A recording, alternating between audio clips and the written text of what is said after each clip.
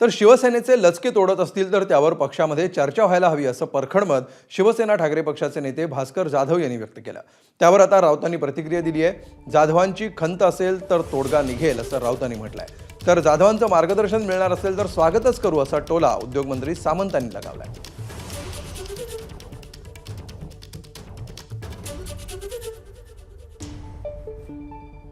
स्वर्गीय बाळासाहेब नेहमी म्हणायचे की माझा शिवसैनिक हा निखारा आहे, त्याच्यावर थोडी जरा राख साजली की त्याला फुंकर मारावी लागते।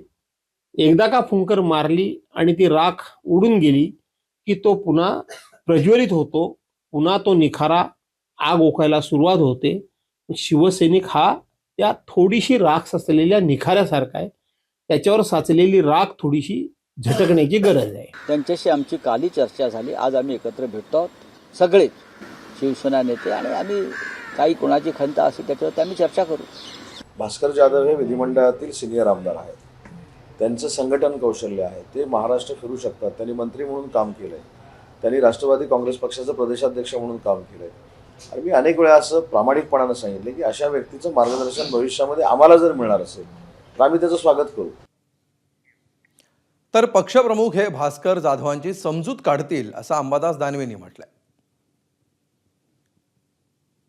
फक्त भास्करराव जाधव हे ज्येष्ठ नेते आहेत शिवसेनेचे। मी लहान शिवसैनिक, मी त्याविषयी बोलणं योग्य होणार नाही, पण भास्करराव जाधव एक शिवसेनेचे ज्येष्ठ नेते आहेत।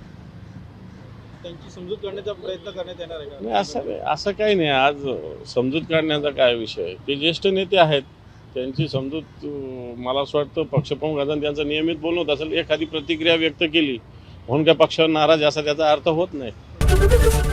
एबीपी माझा, उघडा डोळे बघा नीट।